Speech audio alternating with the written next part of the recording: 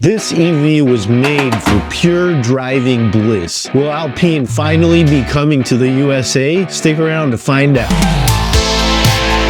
You know what's been driving US car enthusiasts absolutely insane? For years, we've been watching Alpine build these incredible, fun-to-drive cars in Europe, while we're stuck here in America like kids with our faces pressed up against the candy store window. The A110, that beautiful lightweight sports car that's basically automotive poetry in motion. Forbidden fruit that we could only dream about here in the USA. But guess what happened? Alpine finally announced they're bringing their all-new electric A390 to America. Well, sort of. And that sort of is where things get real interesting and also real frustrating. All right, let me paint you the picture here. Alpine has been that unicorn car brand to us US car enthusiasts. We all know this car from Europe that is just pure bliss to drive. The exact essence of driving pleasure distilled into one car. The A110 has been the forbidden fruit that has received mythical status here in the USA. I actually saw one in Spain 2 years ago, and let me tell you, it looked absolutely stunning in the cobblestone streets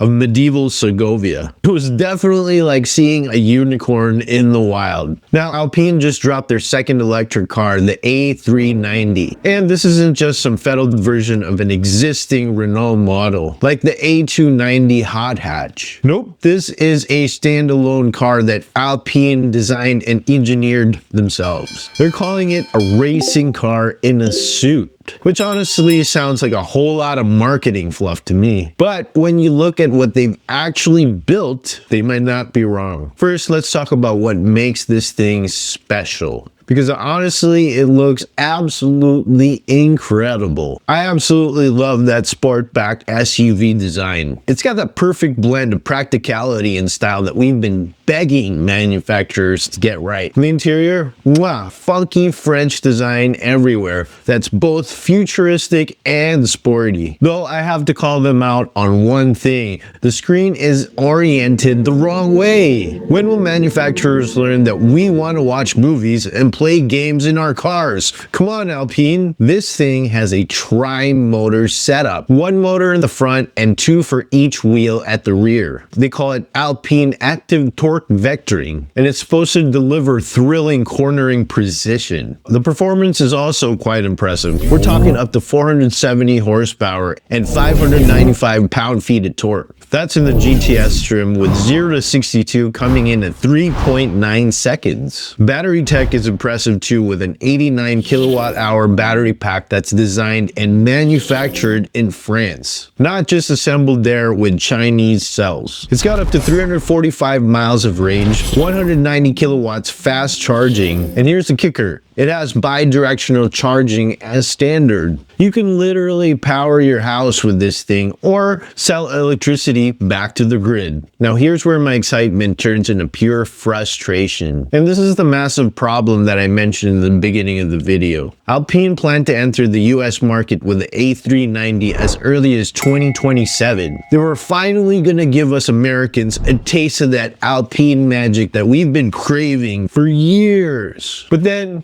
they pulled the rug out from under us. The A390 launch in America has been delayed to 2030 due to rising tariffs on imported vehicles and what they're calling cooling demand for electric cars in the United States. 5 more years of watching Europeans have all the fun while we're stuck here with no Alpines. This car promises to be the A110 of EVs, driving pleasure above everything else. If it delivers even half the driving pleasure that the A110 provides, this car will be absolutely special. And no, it does not drive itself. In my opinion, Tesla should be licensing FSD software out to other manufacturers already, and all the other manufacturers need to be fitting their cars with FSD hardware in anticipation. But you don't buy an Alpine to let it drive you. You buy an Alpine to drive it. Alpine is focused on the pure joy of actually driving, which is both refreshing and frustrating at the same time. While Europeans get to experience this 470 horsepower French masterpiece